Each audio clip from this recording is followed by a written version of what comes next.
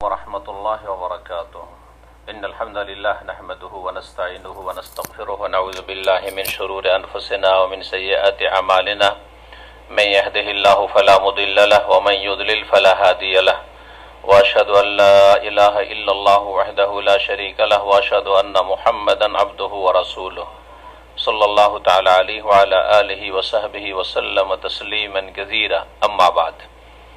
সম্মানিত দিনী ভাতৃমণ্ডলী, আজ 23 জিলহজ 1441 হিজরি মোতাবেক 13 আগস্ট 2020 বৃহস্পতিবার দিন গিয়ে জুমাবারের রাতে,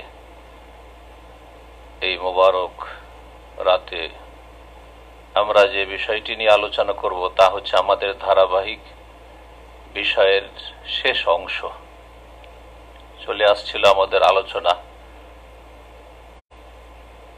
বালা মুসিবত থেকে রক্ষার শরঈ উপায় সম্পর্কে। আজকে পর্ব নম্বর 7, এটি হবে আমাদের এই বিষয়বস্তুর সর্বশেষ আলোচনা। তাতে একটি পয়েন্ট রয়েছে, কিন্তু গুরুত্বপূর্ণ পয়েন্ট। বালা মুসিবত থেকে রক্ষা পাওয়ার একটি গুরুত্বপূর্ণ উপায় হচ্ছে শিশুদেরকে, কচি কাচাদেরকে হেফাজতে রাখা, তাদের সুরক্ষিত করা, তাদের যত্ন নেওয়া, সার্বিক দিক থেকে যত্ন নেওয়া। আপনার কচি কাচাদের, ছেলে মেয়েদের সার্বিক দিক থেকে যত্ন নেবেন। এই বিষয়গুলি নিয়ে ইনশাআল্লাহ তাআলা 17টি পয়েন্ট রয়েছে যত্ন নেওয়ার। শিশুদের কিভাবে আপনি হেফাজত করবেন, কিভাবে তাদেরকে সুরক্ষিত করবেন, কিভাবে তাদের সঠিকভাবে যত্ন নেবেন, এই বিষয়গুলি ইনশাআল্লাহ বিস্তারিত আসবে। এর মাধ্যমে বালা মুসিবত থেকে রক্ষা পাবেন নিজেও, স্বামী স্ত্রী, ছেলে মেয়েদের বাবা মা, আর ছেলে মেয়েরা যারা আমাদের আগামী প্রজন্ম তারাও, এবং স্বামী স্ত্রী ছেলে মেয়ে নিয়ে একটি পরিবার, তাহলে ব্যক্তি, পরিবার, আর কয়েকটি পরিবার নিয়ে সমাজ, কয়েকটি সমাজ নিয়ে একটি অঞ্চল, আর কয়েকটি অঞ্চল নিয়ে একটি দেশ, আর কয়েকটি দেশ নিয়ে সারা বিশ্ব। তাহলে এইভাবে আমরা যদি পদক্ষেপ নিই, যা রাসূলুল্লাহ সাল্লাল্লাহু আলাইহি ওয়াসাল্লামের দিক নির্দেশনা, কোরআন এবং সুন্নাহর কথা, কারণ আমরা শরঈ রক্ষার উপায় আলোচনা করব, তাহলে ইনশাআল্লাহ তাআলা আমরা বালা মুসিবত থেকে নিজেদেরকে রক্ষা করতে পারবো, বাঁচাতে পারবো। প্রথম যে বিষয়টি সেটি হচ্ছে যে ছেলে মেয়েদের পিতা মাতা চয়েস করার ক্ষেত্রে যত্ন নেবেন। অর্থাৎ আপনি একজন পুরুষ মানুষ, আপনি কেমন স্ত্রী মনোনয়ন করবেন, আর আপনি একজন যদি মেয়ে হন, বোন হন, তাহলে কেমন স্বামী আপনি চয়ন করবেন, এই বিষয়টি আমাদেরকে শরীয়তের দৃষ্টিকোণ থেকে জানতে হবে, এবং জানার পরে আমল করতে হবে। আল্লাহ রাব্বুল আলামিন যেন তৌফিক দান করেন। এই মর্মে সহিহ বুখারী এবং মুসলিমের হাদিস, রাসূলুল্লাহ সাল্লাল্লাহু আলাইহি ওয়াসাল্লামের প্রসিদ্ধ হাদিস, তুনকাহুল মারআতু লিআরবা,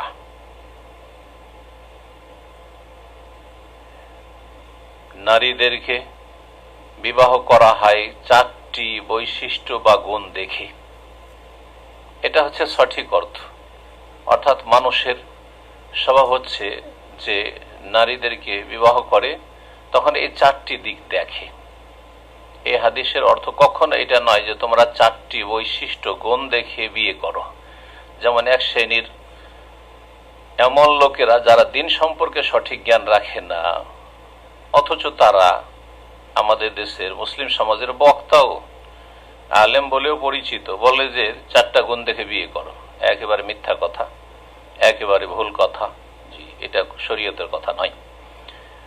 তবে মানুষের এটা হচ্ছে স্বভাব, 4টা বৈশিষ্ট্য দেখতে চায়। লেমা লেহা, ওয়ালি নাসাবিহা ওয়ালি জামালিহা ওয়ালি দীনিহা।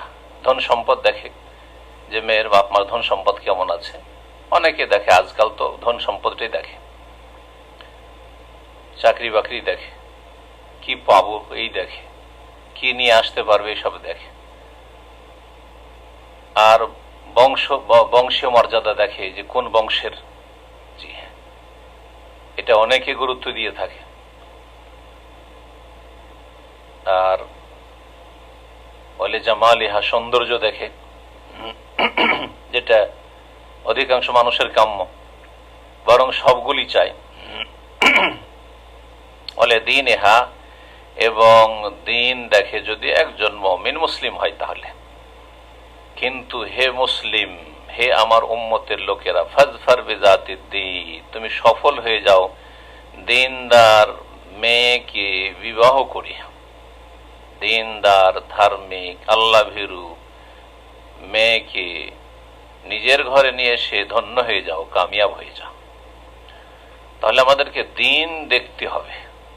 ছেলে মেয়েদেরকে যদি যত্ন নিতে হয় বা ছেলে মেয়েদের যদি সুরক্ষিত করতে হয়, তাহলে প্রথম একজন পুরুষকে ভালো জমি খুঁজতে হবে, জমিটা যেন ভালো হয়। নিসাউকুম হারসুল্লাকুম, তোমাদের স্ত্রীরা তোমাদের শস্যক্ষেত্র। জি, ক্ষেত যেন ভালো হয়। ক্ষেত ভালো না হইলে শুধু বীজ দিয়ে কাজ হবে না, আর ক্ষেত ভালো কিন্তু বীজ ভালো নাই, তাতেও কাজ হবে না। এখন তো দেখলাম যে ক্ষেতটা এই হাদিসের আলোকে ভালো করতে হবে, সেটা জাতুদ্দিন, দিনদার যেন হয়, অন্য কিছু পায় আর না পায়। এখন বীজটা ভালো হইতে হবে। এর দলিল সুনানে তিরমিজিতে হাদিস রয়েছে রাসূলুল্লাহ সাল্লাল্লাহু আলাইহি ওয়াসাল্লামের, তা হচ্ছে যে আপনি কোন ছেলেকে মেয়ে বা বোন দেবেন, কার সাথে অভিভাবক নিজের মেয়ে অথবা বোনকে তুলে দেবে। বলছে রাসূলুল্লাহ সাল্লাল্লাহু আলাইহি ওয়াসাল্লাম, ইযা খাতাবা ইলাইকুম মান তারদাউনা দীনাহু ওয়া খুলুকাহু ফাযাওওয়িজু, তোমাদের কাছে যদি প্রস্তাব নিয়ে আসে এমন কোন ব্যক্তি যার দিন এবং চরিত্র তোমাদের কাছে পছন্দনীয়, তাদের দিনে কোনো ত্রুটি নেই, তাদের আখলাক চরিত্রে কোনো ত্রুটি নেই, দিন ভালো সেই ছেলের, সুতরাং তার মধ্যে আল্লাহর ভয় আছে, সে আল্লাহর হক যথাযথ পালন করবে, তার আকীদা ঠিক আছে, তার 5 ওয়াক্ত সালাত ঠিক আছে, ফরজ ওয়াজিব ঠিক আছে, কাবিরা গুনাহ থেকে বেঁচে থাকে, আর আখলাক চরিত্র ভালো, যেটা দিনের একটা গুরুত্বপূর্ণ অংশ।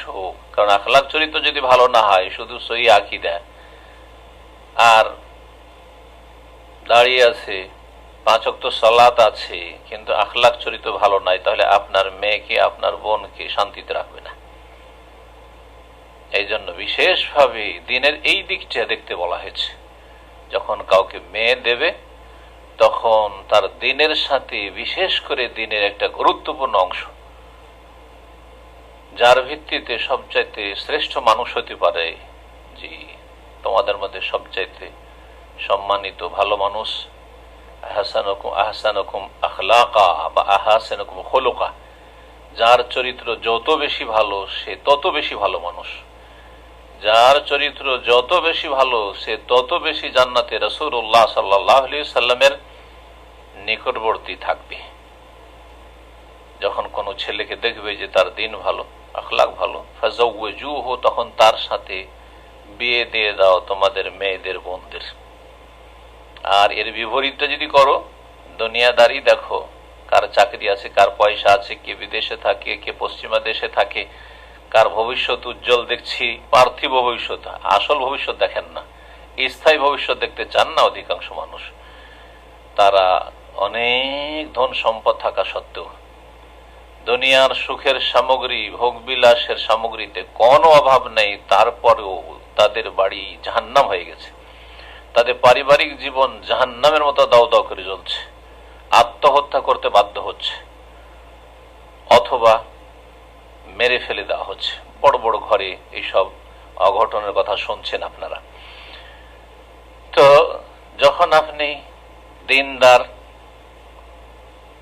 স্ত্রী নিয়ে আসলেন, বাচ্চাদের মা ভালো হইল, যেটা হচ্ছে আপনার ক্ষেত্র। আর বীজটা ভালো, যখন আপনি মেয়ে দেবেন কাউকে, তখন তার দিন দেখবেন, চরিত্র দেখবেন, তখন বীজটাও ভালো আপনি চয়েস করলেন।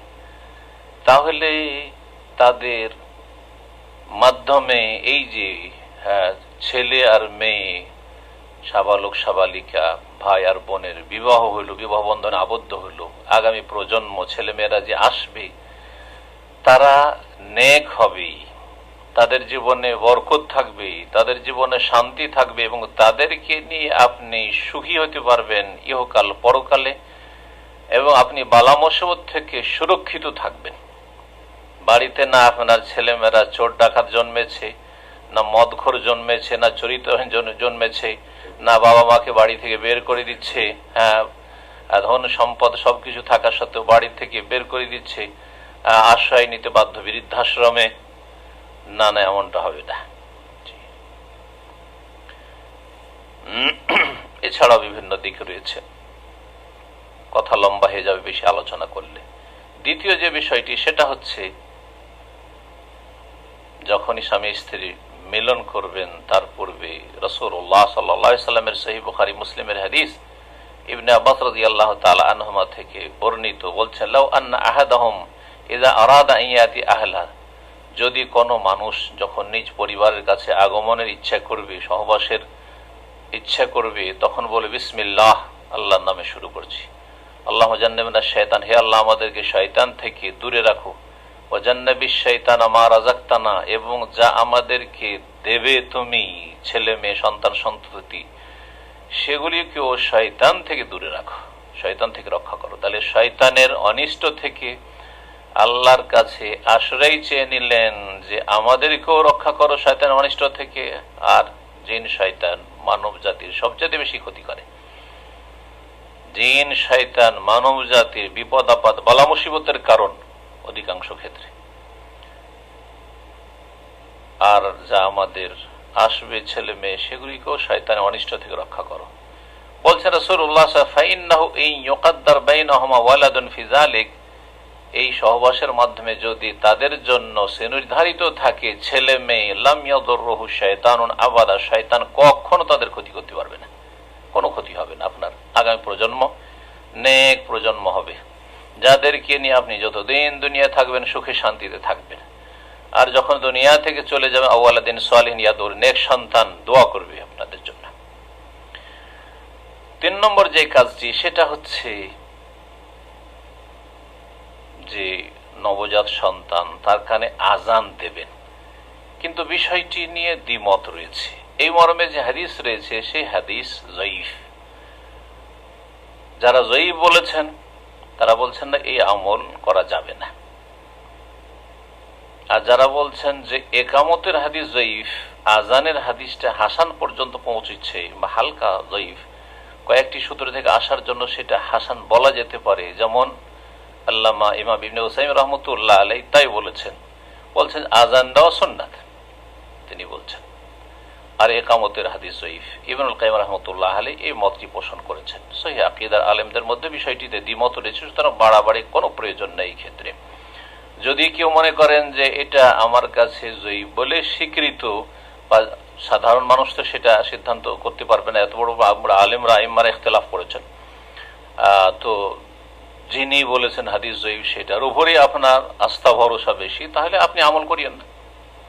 কিন্তু যারা বলছেন না যে আজানের হাদিসটি আমল করা যেতে পারে, এমনকি শেখ ইবনে বাজ রাহমাতুল্লাহ আলাইহি তার ফতোয়াও রয়েছে, তিনি বলছেন যে এই মর্মে হাদিসে দুর্বলতা আছে, কিন্তু কেউ যদি আজান দেয় তাহলে তার উপর কোনো আপত্তি করবেন না, আর কেউ যদি আজান না দেয় তবুও আপনি আপত্তি করবেন না। তাহলে যাকে যেটা ভালো লাগছে, যেটাকে ঠিক মনে করছেন আপনি, আকরাবেলা সুন্নাহ, সহিহ সুন্নাহর কাছাকাছি মনে করছেন, আমল করেন। এই নিয়ে বাড়াবাড়ি করা চরমপন্থীদের কাজ। ফিকহি মাসাইলে বাড়াবাড়ি করা এটা সালাফদের মানহাজ নয়। সাহাবায়ে কেরামদের মধ্যে ফিকহি মাসাইলে, ইজতিহাদি মাসাইলে ইখতিলাফ ছিল, কিন্তু তাদের মধ্যে ফাটল ছিল না, তাফরিকা বিচ্ছিন্নতা ছিল না, অন্তর্দ্বন্দ্ব ছিল না, কলহ বিবাদ ছিল না, আর বাড়াবাড়ি ছিল না।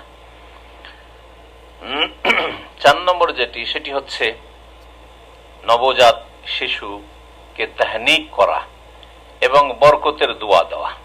তাহনিক এবং তাবরিক। তাবরিক হচ্ছে বরকতের দোয়া দেওয়া, আর তাহনিক হচ্ছে বাচ্চা জন্মানোর পরে পরিষ্কার পরিচ্ছন্ন করার পরে মুখে কোনো নেক মানুষের চিবানো খেজুর চিবিয়ে ওই বাচ্চার মুখে দিয়ে দিবেন। এটি রাসূলুল্লাহ সাল্লাল্লাহু আলাইহি সাল্লাম করেছেন। এখন এটা রাসূলুল্লাহ সাল্লাল্লাহু আলাইহি সাল্লামের সাথে খাস, যেহেতু রাসূলুল্লাহ সাল্লাল্লাহু আলাইহি সাল্লামের প্রত্যেকটি বস্তুতে বরকত ছিল। তার থুথু মোবারকে বরকত ছিল, তার ঘামে বরকত ছিল, তার শরীরের প্রতিটি অঙ্গে প্রত্যঙ্গে বরকত ছিল, এবং এই তাবারুক রাসূলুল্লাহ সাল্লাল্লাহু আলাইহি সাল্লামের আসারের সাথে খাস। যারা বলেছেন এই বিষয়টি যে এটি রাসূলুল্লাহ সাল্লাল্লাহু আলাইহি ওয়াসাল্লাম যেহেতু করেছেন অন্যান্য সাহাবারা করেননি, তারা বলছেন খাস। বেশ কিছু ওলামারা এরকম বলেছেন। যদি এই মতটিকে আপনি প্রাধান্য দেন বা যেসব ওলামারা প্রাধান্য দিচ্ছেন আপনি যদি পছন্দ করেন তাহলে অসুবিধা নেই। অধিকাংশ ওলামারা বলেছে যে এটা আম সবার জন্য। সুতরাং কোনো নেক ব্যক্তির চিবানো খেজুর বাচ্চার মুখে দেবেন, খেজুর। আর খেজুর না হইলে অন্য কোনো মিষ্টিও দেওয়া যায়, বা এমন কোন নাম রাখা হয়েছে যার কোনো অর্থই খুঁজে পান না, তাহলে বদলিয়ে দেন, বদলানো সম্ভব হইলে।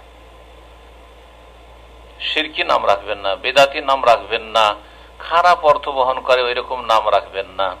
জি, ভালো নাম পছন্দ করবেন এবং নামটি সপ্তম দিনে রেখে নেবেন, বিলম্ব করবেন না। আগে থেকে চয়েস করে নিতে পারেন, জন্মের আগে থেকে চয়েস করে নিতে পারেন, প্রথম দিন থেকে চয়েস করে নিতে পারেন, সিদ্ধান্ত নিতে পারেন এই নামই রাখবো। সপ্তম দিনে ঘোষণা করে দিলেন যে আমরা এই নাম রাখলাম, তার আগেই যদি জানাজানি হয় কোনো সমস্যা নেই ইনশাআল্লাহ।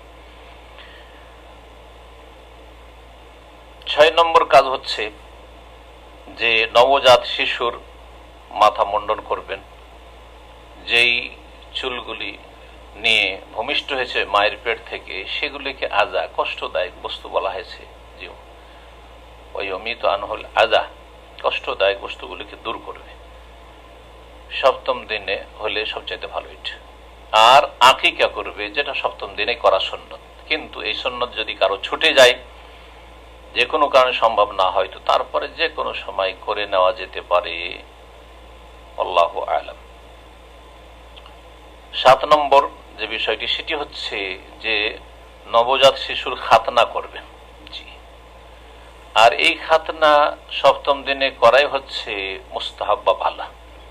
আর যত ছোট অবস্থায় করবেন, নাবালক অবস্থায়, ছোট ছোট অবস্থায় করবেন, একেবারে অল্প বয়সে, তত বেশি ভালো, তত কষ্ট কম হবে।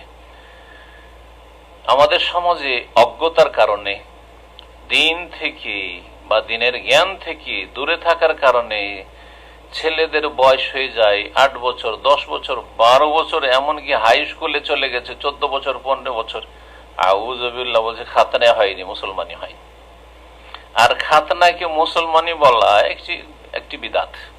খাতনা মুসলমানি নয়, মানে খাতনা করলে চামড়া কাটলেই শুধু মুসলমান হয়ে যায়, আর চামড়া না কাটা থাকলে সে হিন্দু অথবা খ্রিস্টান হয়। এটা যে হালত, অজ্ঞতা। আরো বেদাত আছে খাতনা সংক্রান্ত, যেটা বাড়ানো বেশি যাবে না, শুধু এতটুকু বলি। সেটা হচ্ছে যে খাতনা করার সময় কালিমা পড়তেই হবে, লা ইলাহা ইল্লাল্লাহ মুহাম্মাদুর রাসূলুল্লাহ। এই ধারণা নিয়ে মনে করে যে ওই ওস্তাদ ডেকেই খাতনা করতে হবে, আর হাসপাতালে খাতনা করা যাবে না, কারণ ওখানে তো কালিমা পড়েন না। এইরকম প্রশ্ন অনেক ভাই বোনেরা আমাকে করেছেন বিভিন্ন সময়। জি, খাতনা দিয়ে মুসলমান হওয়া যায় না, তবে খাতনা একটি গুরুত্বপূর্ণ বিষয়, সেটা ওয়াজিব। এবং খাতনা না করলে তাতে শরীর স্বাস্থ্যের যেমন ক্ষতির আশঙ্কা রয়েছে, তেমনি সেখানে দিনের ক্ষয়ক্ষতির আশঙ্কা রয়েছে, বা খুব বেশি সম্ভাবনা রয়েছে। সেটা হচ্ছে সেখানে পেশাব বা বড় হওয়ার পরে, সবালক হওয়ার পরে বীর্য সেখানে জমে থেকে যাবে, আর সেখানে নাপাকি থেকে যাবে। জি, সুতরাং খাতনা করতে হবে। খাতনা না করলে মুসলমান হয় না, এটা অনেকে নিয়ে মুসলিম হয়েছে, খাতনা করতে চায় না, আগে খাতনা স্বীকার করুক তারপরে কালিমা পড়াবো। আরে ওর 5 ওয়াক্ত সালাতের খবর নাই না, খাতনা করবে কিনা আগে জান। না না, এইসব মূর্খতা। যদি কোনো নিউ মুসলিম ভয় করে খাতনাকে, যে আমি এত বড় হ্যাঁ না, ভয় লাগছে খাতনা করবো না, খাতনা করতে স্বীকার নাও করে, আমি তারপরেও তাকে জাহান্নাম থেকে অন্তত বাঁচিয়ে দেন। আরে কেউ খাতনা না করে মারা গেলে জাহান্নামই হবে না। কিন্তু যদি লা ইলাহা ইল্লাল্লাহ মুহাম্মদুর রাসূলুল্লাহর শাহাদাত ছাড়া মুসলিম হয়, ইসলাম কবুল করা ছাড়া কেউ যদি দুনিয়া থেকে চলে যেতে, চিরস্থায়ী জাহান্নামী হবে। সুতরাং যেন খাতনা করা না করা এটি যেন বাধা হয়ে না দাঁড়ায় কারো ইসলামের দাওয়াতে বা ইসলাম কবুল করা, এই বিষয়টি মনে রাখবেন। অনেকে এইসব হিকমা বুঝেন না। আস্তে আস্তে দিনের বিধিবিধান নিউ মুসলিমকে জানাতে হবে। 8 নম্বর যে বিষয়টি, যার মাধ্যমে বালা মুসিবত থেকে নিজেকে রক্ষা করবেন, নিজের পরিবারকে, প্রজন্মকে রক্ষা করবেন, তা হচ্ছে সন্ধ্যাবেলা বাচ্চাদের খেলাধুলার জন্য বাইরে ছাড়বেন না। এই বিষয়টির আগেও বিস্তারিত আলোচনা করেছি। সন্ধ্যাবেলা যখন সূর্য ডুবতে যাচ্ছে বা ডুবছে বা ডুবে গেছে, না আধা ঘন্টা 1 ঘন্টা হয়ে যাওয়ার পর তারপরে বাইরে ছাড়েন, কিন্তু ঠিক মাগরিবের সময়, মাগরিবের একটু আগে পরে, এই সময়গুলিতে বাইরে বাচ্চারা ছোটাছুটি করে না, এটা করবেন না। এতে শয়তান ক্ষতি করবে। সেই সময় শয়তান সারা পৃথিবীতে ছোটাছুটি করে, বিচরণ করে। 9 নম্বর বালা মুসিবত থেকে রক্ষা পাওয়ার জন্য বাচ্চাদের যে সুরক্ষিত করতে হবে, তা হচ্ছে ছেলে মেয়েদের ভালো ইসলামী প্রতিপালনের জন্য সচেষ্ট হওয়া, ইসলামী তরবিয়তের চেষ্টা করা। এই ইসলামী তরবিয়তের বিভিন্ন দিক রয়েছে। ছেলে মেয়েদের প্রতিপালন সম্পর্কে আমার বিস্তারিত একাধিক আলোচনা আছে, আরো অন্যান্য দিনী ভাইদের, শেখদের যেসব আলোচনা আছে অথবা লেখনী আছে, সেগুলিতে উপকৃত হইতে পারেন। সংক্ষেপে শুধু একটি কথা বলবো, তা হচ্ছে, বা 2টি কথা বলবো, তা হচ্ছে যে বিশুদ্ধ দিনের জ্ঞান দেবেন, ইলমান নাফিয়া। ছোট থেকে আপনি ইংলিশ শিখাচ্ছেন, ইংলিশ মিডিয়ামে দিয়ে বাংলা শিখাচ্ছেন যেহেতু মাতৃভাষা, বা অন্য কিছু শিখাচ্ছেন, আপনি ওকে বাকপটু করছেন। আজকাল ছোট ছোট কচিকাচারা মুখ ফুটলে এমন বেশি কথা বলতে পারে যে আমরা এখন হইতে পারবো না। এসব শিখাচ্ছেন আপনি, বিভিন্ন অ্যাক্টিং শিখাচ্ছেন। না না না, তার আগে আপনি দিন শিখান, দিনের ইলম দেন তাকে, আল্লাহ সম্পর্কে জ্ঞান দেন, তাওহীদ সম্পর্কে জ্ঞান দেন, আখিরাত সম্পর্কে জ্ঞান দেন, ঈমানের যে 6টি রুকন স্তম্ভ সে সম্পর্কে জ্ঞান দেন, ইসলামের যে 5টি স্তম্ভ রয়েছে সে সম্পর্কে জ্ঞান দেন, আর ভালো আখলাক চরিত্রের জ্ঞান দেন। তো ইলম দেওয়া। আর দ্বিতীয় যে বিষয়টি বলে এগিয়ে যাব, তা হচ্ছে যে 7 বছর বয়স থেকেই সালাতের তরবিয়ত করা, 5 ওয়াক্ত সালাত পড়তে বলা, সাথে নিয়ে পড়ার চেষ্টা করা। ছেলে হইলে বাবা তাকে সাথে নিয়ে পড়বে, মেয়ে হইলে মা 7 বছর বয়স হয়েছে বা 7 বছর এখন শুরু হয়েছে, সুতরাং তাকে সাথে নিয়ে সালাত পড়ার চেষ্টা করবে। মুরু আওলাদাকুম বিসসালাতি ওয়া হুম আবনাউ সাব'i সিনিন, তোমাদের ছেলে মেয়েদেরকে সালাতের নির্দেশ দাও যখনই 7 বছর বয়স হবে। ওদরিবহুম আলাইহা, আর বেত্রাঘাত করো, মায়ের দাও যদি ঢিলামি করে, না পড়তে চায়। ওয়া হুম আবনাউ 10 সিনিন বা ইযা বালাগু 10 সিনিন, যখন 10 বছরে পৌঁছে যাবে। 7 বছরেও ফরজ হয় না, 10 বছরেও ফরজ হয় না। মেয়েদের সাবালিকা বা সাবালিকা হওয়ার লক্ষণ যদি দেখা যায় 10 বছরে অনেকে দেখা যায়, তো তখন ফরজ হতে পারে। কিন্তু ছেলেদের ক্ষেত্রে সাধারণত 14-15 আগে কোনো লক্ষণ দেখা যায় না। আর সর্বশেষ হচ্ছে 15 বছর বয়স, কোনো লক্ষণ দেখা যাচ্ছে না, 15 বছর বয়স হয়ে গেছে ছেলের, তাহলে সাবালক হয়ে গেছে। সাবালক হলে 5 ওয়াক্ত সালাত ফরজ হবে, কিন্তু আপনাকে 7 বছরে 5 ওয়াক্ত সালাত পড়ার হুকুম দিতে হবে, 10 বছরে চাপ সৃষ্টি করে পড়াইতে হবে। 7 থেকে নিয়ে 7, 7, 14, 8 বছর আপনি তার দিনই তরবিয়ত করলেন, সালাতের প্রশিক্ষণ দিলেন। সালাত যখন এইভাবে আপনি শেখাবেন বা এইভাবে সালাতের তরবিয়ত দেবেন ছেলে মেয়েকে, তার আগে পূর্ব শর্ত হচ্ছে বেশ কিছু শর্ত, তার মধ্যে একটি হচ্ছে তাহারাত। সুতরাং 7 বছরের ছেলে মেয়েকে আপনি তাহারাত, পবিত্রতা শিখাবেন। পবিত্রতার একটি হচ্ছে ওযু, ওযুর নিয়ম নীতিমালা। ওযু জানেন আর আপনি 7 বছর 8 বছরের ছেলে মেয়েকে নিয়ে সালাত পড়ছেন, না না না, ওযু শিখাইতে হবে। সহি তরিকার ওযু শিখাইতে হবে, আর তারপরে পবিত্রতা কি জিনিস এগুলো শিখাইতে হবে। সব কথা তারা মনে রাখতে পারবে, তাদের স্মৃতি শক্তি প্রখর, মাশাআল্লাহ। তো তাহারাত শিখাইতে হবে। সালাত পড়লে কাপড় পাক রাখতে হয়, কাপড়ে যেন পেশাব পায়খানা না লেগে থাকে, এটাও শিখাইতে হবে। সালাত পড়লে যেই জায়গায় সালাত পড়বে সেই জায়গাটি পাক পবিত্র রাখতে হবে, সব শিখাইতে হবে, শিখাতে হবে। যদি পানি না থাকে তাহলে তায়াম্মুম করতে হবে, এইসব শিখাইতে হবে। আর তারপরে অন্য অন্য যেসব বিধিবিধান রয়েছে শিখাবেন, এবং যেটা বাস্তবায়ন করা সেটা বাস্তবায়ন করবে। সিয়ামের জন্য অভ্যস্ত করতে হবে ছোট থেকে। না 15 বছর বয়স হবে তখন সিয়াম শুরু করে, রমজান মাসের সিয়াম না, শুরু করেন 9 বছর 10 বছর এই বয়সগুলো থেকে, ছোট দিনে বিশেষ করে। আর বড় দিন হইলেও চেষ্টা করেন যে তারাও যেন এই সিয়ামগুলি পালন করে, এবং এর মাধ্যমে দ্বীনি তরবিয়ত হয় তাদের। এক কথায় দ্বীনি তরবিয়ত। দ্বীনি তরবিয়তে বড়দের সম্মান করা, ছোটদের আদর করা, স্নেহ করা, যাতে করে লড়াই ঝগড়া না করে, মারামারি না করে, এবং চরিত্র গঠন হয় ছোট থেকে। 10 নম্বর যে বিষয়টি সেটি হচ্ছে যে আপনার ছেলে মেয়েরা একাধিক যখন থাকবে তাদের মাঝে আপনি সুবিচার করবেন, তাদের ক্ষেত্রে ন্যায় নীতি অবলম্বন করবেন, অবিচার করবেন না। এই মর্মে রাসূলুল্লাহ সাল্লাল্লাহু আলাইহি ওয়াসাল্লাম প্রসিদ্ধ হাদিস রয়েছে নোমান বিন বাশির থেকে বর্ণিত। নোমানে যখন জন্ম হইল, তার মা ছিল ছোট স্ত্রী বাশির রাদিয়াল্লাহু তাআলা আনহুর। তখন তিনি চাইছিলেন যে এই ছেলের জন্য কিছু উপঢৌকন, স্পেশাল কিছু দিয়ে দিক, আর রাজিও করে নিল। আর বলল যে ঠিক আছে তুমি দিবা, তো এইটাকে শক্ত করা হোক কথাটিকে। রাসূলুল্লাহ সাল্লাল্লাহু আলাইহি ওয়াসাল্লামকে সাক্ষী রেখে এসো। রাসূলুল্লাহ সাল্লাল্লাহু আলাইহি ওয়াসাল্লামের কাছে যখন গেলেন যে ইয়া রাসূলুল্লাহ, আমি নোমানকে কিছু দিতে চাই আর তার জন্য আপনাকে সাক্ষী রাখতে এসেছি, তখন রাসূলুল্লাহ সাল্লাল্লাহু আলাইহি ওয়াসাল্লাম বললেন যে হাল্লাকা ওয়ালাদুন গায়রা, ওর ছাড়া কি আর ছেলে মেয়ে আছে? হ্যাঁ, অন্য স্ত্রী ছেলে মেয়ে আছে। সবাইকে দিয়েছো কি? বলছেন না না, সবাইকে দিন, এই ছোট ছেলেটাকে দিচ্ছি, ওর মা খুব পীড়াপিড়ি করছে সেই জন্য তাকে দিচ্ছি। রাসূলুল্লাহ সাল্লাল্লাহু আলাইহি ওয়াসাল্লাম বলে ইত্তাকুল্লাহ, আল্লাহকে ভয় করো, ওয়াদিলু বাইনা আওলাদিকুম, তোমাদের ছেলে মেয়েদের মাঝে সুবিচার করো, ন্যায় প্রতিষ্ঠা করো। আরো বলেছেন যে ফাইন্নী লা আশহাদু আলা জাওরিন, আমি জুলম অত্যাচারের উপর সাক্ষী থাকতে পারি না।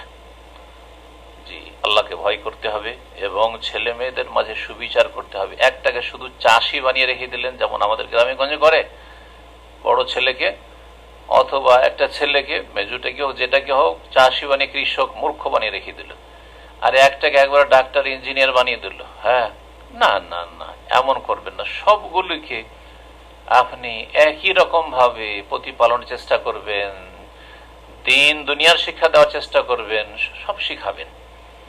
তারপরে কেউ পারলো না, ব্যর্থ হলো, সেটা তার তকদির তখন, কিন্তু আপনি সবার ক্ষেত্রে চেষ্টা করবেন যে সবাইকে শিক্ষিত করি।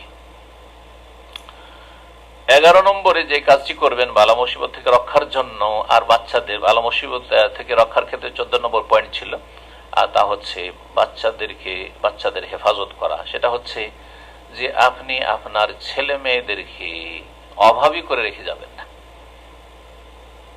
বিবাহ করেছেন আর তারপরে ছেলে মেয়ে আছে বা ছেলে মেয়ে হবে, আর সমস্ত টাকা অপচয় করেছেন, অপব্যয় করেছেন, এত বেশি খরচ করে দিয়েছেন, 1 পয়সাও বাঁচান না। না, কিছু বাঁচাবার চেষ্টা করবেন যথাসাধ্য।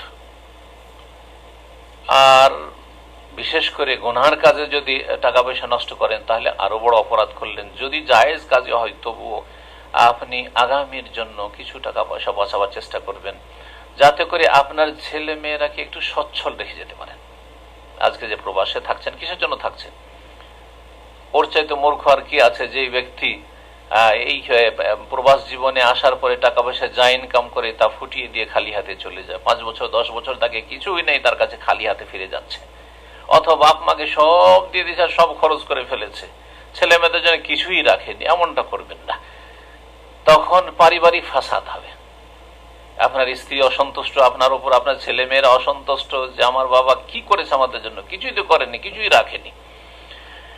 ছেলে মেয়েদেরকে যথাসাধ্য সচ্ছল রেখে যাওয়ার চেষ্টা করবেন, বৈধ পন্থায়, হারাম রোজগার করে নয়। সহিহ বুখারী মুসলিমের হাদিস, রাসূলুল্লাহ সাল্লাল্লাহু আলাইহি ওয়াসাল্লাম বলেন ইন্নাকা ইনতাজার ওয়ারাসাতাকা আগনিয়া খায়রুন মিন আন তাজারাহুম আলাতান ইয়াতাকাফাফুন নাস। তুমি যদি তোমার ওয়ারিসিন উত্তরাধিকারী ছেলে মেয়েদেরকে সচ্ছল রেখে যাও, এটা বেশি ভালো তাদেরকে অভাবী রেখে যাওয়ার তুলনায়। অভাবী যদি রেখে যাও তাহলে তারা হয়তো বাধ্য হয়ে ইয়াতাকাফাফুন নাস, লোকের দ্বারস্থ হবে, হাত পেতে বেড়াবে সবার কাছে।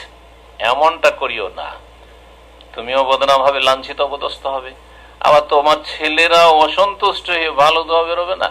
জি, সুতরাং যথাসাধ্য তাদেরকে দিনই তরবিয়তের সাথে সাথে দিন তাদেরকে দিয়ে যান, তার সাথে সাথে কিছু দুনিয়াও তাদের জন্য রেখে যাওয়ার চেষ্টা করেন, বা দুনিয়াতেও যেন তারা সুখী হয় এর জন্য সচেষ্ট হবেন। আল্লাহ যেন তৌফিক দান করেন এবং আমাদের দিন দুনিয়ার সার্বিক ক্ষেত্রে আল্লাহ যেন বরকত দান করেন।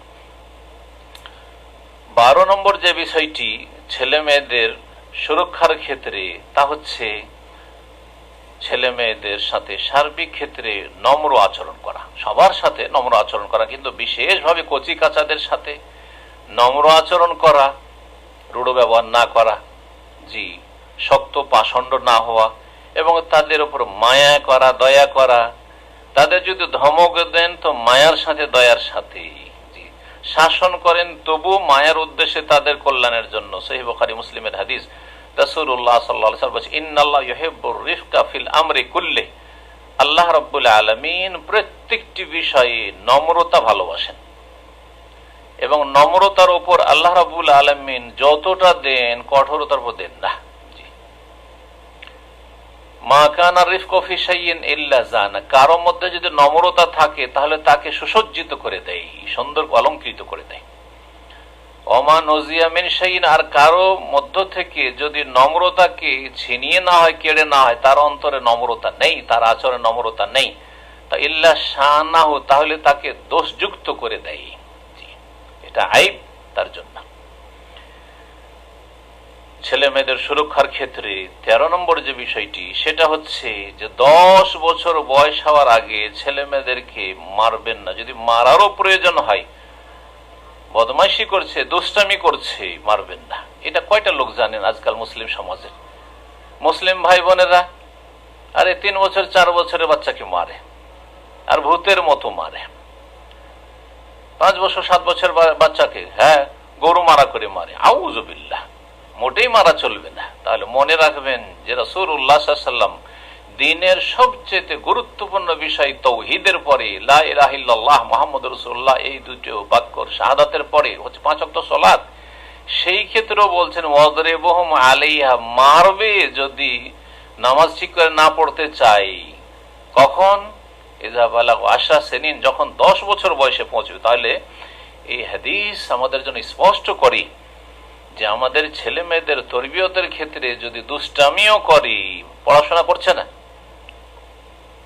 সালাতের ক্ষেত্রে যেখানে 10 বছরে মারতে বলা হচ্ছে, তাহলে আপনার ছেলে স্কুলে গিয়ে ভালো রেজাল্ট করছে না, পড়াশোনা করছে না, হোমওয়ার্ক করছে না, আর 3 বছর 4 বছর বয়সে আপনি কেজিতে ভর্তি করে দিচ্ছেন, আর তারপরে আপনি ক্লাস 1-এ, ক্লাস 2-এ, 5 বছরের, 6 বছরের, 7 বছরের ছেলে মেয়েদেরকে মারধর করছেন, নাজায়েজ কাজ করছেন আপনি, এবং এর মাধ্যমে আপনি ক্ষতি করছেন না, আপনি নিজের ক্ষতি করছেন, আপনার এই ছেলে মেয়ে কচিকাচার ক্ষতি করছেন। জি, ভালো তরবিয়ত করলেন না আপনি, আর আপনি বিপদ আপদ থেকে মুক্ত নন আপনার পারিবারিক জীবনে। মনে রাখবেন রাসূলুল্লাহ সাল্লাল্লাহু আলাইহি ওয়াসাল্লাম এই দিক নির্দেশনা দিয়েছেন। সুনান আবু দাউদের হাদিস, হাদিস সহিহ, ওয়াদরিবুহুম আলাইহা ওয়া হুম আবনাউ 10, ছেলে মেয়েদেরকে মারবে যখন তাদের বয়স 10 হয়, তাও মারবে, মানে মারতে বাধ্য হইলে মারবে, এবং সে মারটা হবে আদব দেওয়ার জন্য, আযাব দেওয়ার জন্য না, ইকাব দেওয়ার জন্য নয়, শাস্তির জন্য নয়, বরং আদব শেখানোর জন্য। সুতরাং তাতে থাকবে মায়া মিশ্রিত, এবং সেটা হবে হালকা, সেটা হবে আপনার জায়গা বুঝে, সেটাতে কোনো ক্ষতি না হয়ে যায়, বড় ধরনের ব্যথা না পায়, ইত্যাদি ইত্যাদি। এই জন্য সাহাবায়ে কেরাম থেকে এসব বর্ণনা রয়েছে যে তারা মিসওয়াক দিয়ে মারার কথা, এমনকি স্ত্রীকেও যদি মারতেই হয় মিসওয়াক দিয়ে মারা। মিসওয়াক দিয়ে কি লাগে? জি, বেত দিয়ে নয়, লাঠি দিয়ে নয়, আর অন্য কিছু দিয়ে না, আর কিল ঘুষি দিয়ে না, জি, মিসওয়াক দিয়ে মারা।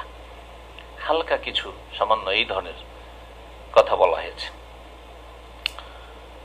সাহাবায়ে কেরামরা এইরকমই করেছেন প্রয়োজনে রাদিয়াল্লাহু তাআলা আনহুম। 14 নম্বর ছেলে মেয়েদের সুরক্ষার ক্ষেত্রে যে বিষয়, সেটি হচ্ছে যে ছেলে মেয়েদের জন্য নেক দোয়া করবেন। আপনি সবসময় দোয়া করবেন, যতই দুষ্টামি করুক না কেন দোয়া করবেন। রাসূলুল্লাহ সাল্লাল্লাহু আলাইহি ওয়াসাল্লামের হাদিস, আবু দাউদে রয়েছে হাদিসটি হাসান, সালাসু দাওয়াতিন মুস্তাজাবাত, 3 প্রকারের দোয়া রয়েছে যে দোয়াগুলি কবুল হয়, লা শাক্কা ফিহিন্না, যাতে কোনো সন্দেহ নেই কবুল হয়। দাওয়াতুল ওয়ালিদে, পিতামাতার দোয়া, ওয়া দাওয়াতুল মুসাফিরে, মুসাফিরের দোয়া, দাওয়াতুল মাজলুম, ও নির্যাতিত ব্যক্তির দোয়া। সুতরাং আপনি বাপ, আপনি মা, সুতরাং আপনি দোয়া করবেন ছেলে মেয়ে যতই বদমাইশি করুক না কেন, যতই খারাপ হোক না কেন, ভালাইয়ের দোয়া করবেন, কল্যাণের দোয়া করবেন। আরব দেশে যারা থাকেন জানেন, আল্লাহ ইয়াহদিক, আল্লাহ তোমাকে হেদায়েত করুক, আল্লাহ ইউসলিহুক বা আসলাহাক আল্লাহ, আল্লাহ তোমার ইসলাহ করুক, আল্লাহ সংশোধন করুক, এইভাবে দোয়া করবেন। ভালো দোয়া করেন, মন্দ দোয়া করে লাভটা কি? গাল মন্দ করা, মর মর, তুই বেঁচে আছিস, হ্যাঁ তুই মরিস নি, ভালো হইতো, তোর হাত পা ভাঙতুক তো ভালো হইতো, আরে ধ্বংস হয়ে যাবে, বরবাদ হয়ে যাবে। এবং সেই ছেলে মেয়ে এগুলি শিখবে, সুতরাং ওই পরিবারে অশান্তি ছাড়া কিছু থাকবে না।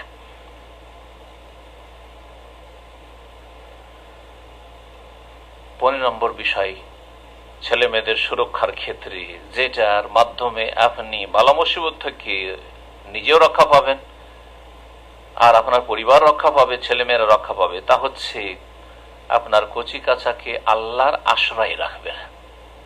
তাদের জন্য আল্লাহর কাছে যাবতীয় অনিষ্ট থেকে আশ্রয় চাইবেন, বদনজরের অনিষ্ট থেকে, সেহের জাদুর অনিষ্ট থেকে, মানুষ শয়তান জিন শয়তান অনিষ্ট থেকে আশ্রয় কামনা করবেন রব্বুল আলামিনের কাছে, এবং তাদেরকে আল্লাহর স্মরণে বা আল্লাহর আশ্রয় রাখবেন। এই মর্মে ইবনে আব্বাস রাদিয়াল্লাহু তাআলা আনহু থেকে হাদিস রয়েছে সুনান আবু দাউদ, তিরমিজিতে। রাসূলুল্লাহ সাল্লাল্লাহু আলাইহি ওয়াসাল্লামের আমল ছিল, যে আমল আমাদের জন্য উসওয়ায়ে হাসানা, উত্তম আদর্শ। কানা রাসূলুল্লাহ ইউআউযিদুল হাসানা ওয়াল হুসাইন, রাসূলুল্লাহ সাল্লাল্লাহু আলাইহি ওয়াসাল্লাম হাসান এবং হুসাইন এই দুই নাতিকে আল্লাহর আশ্রয় রাখতেন। এই বলতেন কি, ওয়াইযুকুমা বিকালিমাতিল্লাহি তাম্মা মিন কুল্লি শাইতানি ওয়া হাম্মা ওয়া মিন কুল্লি আইনিল লাম্মা, তোমাদের উভয়কে আমি আল্লাহর পূর্ণ কালেমার মাধ্যমে আল্লাহর আশ্রয় রাখছি, বা আল্লাহর পূর্ণ কালেমার আশ্রয় রাখছি। আল্লাহর আশ্রয় রাখা, আল্লাহ রাব্বুল আলামিন সত্তা, এবং আল্লাহর কালেমাত হচ্ছে আল্লাহর সিফাত, আল্লাহর গুণ। তো আল্লাহ রাব্বুল আলামিন পূর্ণাঙ্গ কালিমা যে আল্লাহর গুণ, তার আশ্রয়ে রাখছি, তার মাধ্যমে তোমাদেরকে আল্লাহর পানাই রাখছি। মিন কুল্লি শাইতানি ওয়া হাম্মা, প্রত্যেক শয়তান থেকে, ওয়া হাম্মা এবং বিষাক্ত কোন প্রাণী থেকে, সাপ বিচ্ছু থেকে, ওয়া মিন কুল্লি আইনিল লাম্মা এবং যে কোনো বা প্রত্যেক বদনজর থেকে, কুদৃষ্টি থেকে। যে কুদৃষ্টি নিক্ষিপ্ত হলে বা নিক্ষেপ করলে লেগে যায়, বদনজর লেগে যায়, তা থেকে আশ্রয় রাখছি। আল্লাহ রাব্বুল আমাদের প্রজন্মের, আমাদের ছেলে মেয়েদের সবার যেন আল্লাহ হেফাজত করেন। এবং তার সাথে সাথে রাসূলুল্লাহ বলতেন যে এটি হচ্ছে ইব্রাহিম আলাইহিস সালামের সুন্নাত। বলতেন যে হাকাযা কানা ইব্রাহিম ইউআউযু ইসহাক ওয়া ইসমাঈল আলাইহিমুস সালাম, এইভাবে ইব্রাহিম খলিলুল্লাহ আলাইহিস সালাতু সালাম তার দুই ছেলে ইসমাঈল এবং ইসহাক আলাইহিমুস সালামকে আল্লাহর আশ্রয় রাখতেন। ওয়াইযুকুমা বিকালিমাতিল্লাহি তাম্মা মিন কুল্লি শাইতানি ওয়া হাম্মা ওয়া মিন কুল্লি আইনিল লাম্মা। আল্লাহ রাব্বুল আলামিন আমাদের সকলের যেন হেফাজত করেন। 16 নম্বর হচ্ছে যে কচি কাঁচা ছেলে মেয়েদের উপর কখনো বদদুয়া দেবেন না, নেক দোয়া দেবেন। আর যদি তা সম্ভব না হয়, এতই হতভাগা হন, তাহলে চুপ থাকবেন। ভালো কথা বলার তৌফিক যদি না হয় তো চুপ থাকবেন। রাগ হয়ে গেছে তারপর বদদুয়া দেন, চরম রাগ হয়ে গেছে তারপর বদদুয়া দেন না, আপনি নেক দোয়া দেন, না হলে চুপ থাকেন, বদদুয়া দিবেন না। বলছেন 16 নম্বর যে বদদুয়া কখনো দিবেন না। রাসূলুল্লাহ সাল্লাল্লাহু আলাইহি ওয়াসাল্লামের যে হাদিস, তিরমিজির হাদিস, সেই হাদিসটি মজলুমের দোয়া কবুল হয়, মুসাফিরের দোয়া কবুল হয়। আর দাওয়াতুল ওয়ালিদি আলা ওয়ালাদি, বাপ মা যদি ছেলে মেয়েদের বিপক্ষে দোয়া করে, বদদোয়া করে দেয়, তো সেটাও দ্রুত কবুল হয়। যেমন নেক দোয়া কবুল হয়, তেমনি বদদোয়া কবুল হয়। সুতরাং কখনো খারাপ কথা বলবেন না, ছেলে মেয়েদের ক্ষেত্রে বদদোয়া দিবেন না। কখন যে লেগে যায়, আল্লাহর দরজা খোলা থাকে আর সেই বদদোয়া লেগেছে, জি এটা হতে পারে। আপনি হয়তো ইচ্ছা করে বলেন মুখ দিয়ে বেরিয়েছে, না মুখ দিয়েও বের করবেন না আপনি। 17 নম্বর এবং সর্বশেষ পয়েন্ট, যার মাধ্যমে ছেলে মেয়েদের হেফাজত করবেন, আর ছেলে মেয়েদের হেফাজতের মাধ্যমে আপনি বালা মুসিবত থেকে রক্ষা পাবেন, আপনার স্ত্রী বালা মুসিবতে রক্ষা পাবে, আপনার পরিবারের সদস্য বালা মুসিবত থেকে রক্ষা পাবে, আপনার সমাজ, আপনার দেশ, আপনার বংশধর আত্মীয় স্বজন বালা মুসিবতে রক্ষা পাবে। তা হচ্ছে যখনই ছেলে মেয়েদেরকে দেখবেন, সে নিজের ছেলে মেয়ে হোক অথবা অন্যের ছেলে মেয়ে হোক, অথবা ধন সম্পদকে দেখবেন, নিজের ধন সম্পদ, গাড়ি বাড়ি নারী হোক, জমি জায়গা হোক, বাগান হোক, অথবা অন্যের ধন সম্পদ হোক, তখন বলবেন মাশা আল্লাহ, কমপক্ষে মাশা আল্লাহ। আল্লাহ যা চান তাই হয়, আল্লাহ যা চেয়েছেন, আল্লাহর চাওয়া, আমাদের চাওয়াতে কিছু হয়। মাশা আল্লাহ লা কুওয়াতা ইল্লা বিল্লাহ। এই ক্ষেত্রে কোরআনে কারীমের সূরা কাহফের আয়াত নম্বর 39 স্মরণ করিয়ে দিয়েছি। আল্লাহ রাব্বুল আলামিন এক বাগানের মালিকের কথা বলছেন যে অহংকারী ছিল, বলছে ওয়ালাউলা ইয দাখালতা জান্নাত, তুমি যখন তোমার বাগানে প্রবেশ করেছিলে তখন কেন বলনি কুলতা, কেন বলনি মাশা আল্লাহ লা কুওয়াতা ইল্লা বিল্লাহ, আল্লাহ যা চান আলহামদুলিল্লাহ, আল্লাহ চেয়েছেন হয়েছে। লা কুওয়াতা ইল্লা বিল্লাহ, আল্লাহ ছাড়া আমাদের কোনো ক্ষমতা নেই, আমরা কাজ করতে পারি কিন্তু রেজাল্ট, ফলাফল এইরকম বাগান আমার হবে এটা আমার হাতে নয়। আমার হাতে না আমার ধন সম্পদ রয়েছে, না আমার ছেলে মেয়ে রয়েছে, কোনো কিছু আমার হাতে নেই। আমাদের শুধু দুনিয়ার যেসব উপায় উপকরণ রয়েছে, মাধ্যম রয়েছে, সেগুলি অবলম্বন করতে পারি, সেই ক্ষেত্রে আমরা অত্যন্ত দুর্বল। এই মর্মে একটি হাদিস রয়েছে, যদিও হাদিসটি জয়ীফ, আল্লামা আলবানী রাহিমাহুল্লাহ তাআলা সিলসিলা দাইফার 2012 নম্বরে নিয়ে এসেছেন, কিন্তু হাদিসটি জয়ীফ হওয়া সত্ত্বেও কোরআনের আয়াত যেহেতু এ মর্মে রয়েছে মাশাআল্লাহ লা কুওয়াতা ইল্লা বিল্লাহ, সুতরাং অবশ্যই তার বরকত এবং ফায়দা রয়েছে। বলছেন ওই হাদিসটিতে মা আনআমাল্লাহু আলা আবদিন নি'মাতান ফি মালিন আও আহলিন আও ওয়ালাদিন, যদি আল্লাহ রাব্বুল আলামিন কোন বান্দাকে কোন নিয়ামত দেন, ধন সম্পদের, পরিবারের, স্ত্রী, ছেলে মেয়ে, স্বামী, অথবা যা কিছু দিয়েছেন, ফাকালা গাড়ি বাড়ি আর কিছু, যদি বলে মাশা আল্লাহ লা কুওয়াতা ইল্লা বিল্লাহ, এটা যদি বলে ফায়ারা ফিহা আফাতান দুনাল মাউত, মৃত্যু ছাড়া অন্য কোনো আপদ বিপদ দেখবে না। মরণ তো হবে, কিন্তু মৃত্যু ছাড়া, মরণ ছাড়া অন্য কোন আপদ বিপদ দেখবে না। আল্লাহু তাআলা আলাম। আর মনে রাখবেন যে কোরআনে কারীমের উপর আমল করলে অবশ্যই বরকত রয়েছে। সুতরাং আমরা নিজের ছেলে মেয়ে হোক, নিজের ধন সম্পদ হোক, নিজের গাড়ি বাড়ি হোক, অন্য কিছু হোক, অন্যের হোক, বলবো মাশা আল্লাহ। এই প্রচলনগুলি আমরা করব। আল্লাহ রাব্বুল আলামিন যেন আমাদেরকে তৌফিক দান, এবং সেটা শুধু প্রচলন গতানুগতিক নয়, বরং অন্তর থেকে আমরা বলবো মাশা আল্লাহ লা কুওয়াতা ইল্লা বিল্লাহ। আল্লাহ রাব্বুল আলামিন যেন আমাদের সমস্ত রকমের বালা মুসিবত থেকে হেফাজত করেন, এবং যেসব ভাই বোনদের বালা মুসিবত রয়েছে আল্লাহ যেন দূর করে দেন, যেসব ভাই বোনেরা অসুস্থ রয়েছেন আল্লাহ যেন তাদেরকে পূর্ণ শিফা দান করেন, যারা মহামারীতে আক্রান্ত রয়েছে বর্তমানে আল্লাহ তাদের মহামারী যেন দূর করে দেন, যারা মহামারীতে এই দুনিয়া থেকে চলে গেছেন আল্লাহ তাদের রুহের মাগফিরাত করে জান্নাতুল ফিরদাউস দান করেন, তাদের শাহাদাত কবুল করেন, এবং যারা সুস্থ আছেন আল্লাহ তাদেরকে সার্বিক সুস্থতা দান করেন। যারা শারীরিকভাবে সুস্থ আছেন, মানসিক সুস্থ আছেন, কিন্তু দিনের দিক থেকে অসুস্থ, শিরক বিদআতে লিপ্ত আছেন, পাপে লিপ্ত আছেন, 5 ওয়াক্ত সালাত পড়ছেন না অথচ মুসলিম, বিভিন্ন পাপে জড়িয়ে আছেন, তাদেরকে আসল সুস্থতা হচ্ছে ঈমানি সুস্থতা, নেক আমলের, ইবাদত বন্দেগীর সুস্থতা। আল্লাহ যেন আমাদের সকলকে সার্বিক সুস্থতা দান করেন। এখানে আলোচনা শেষ করছি।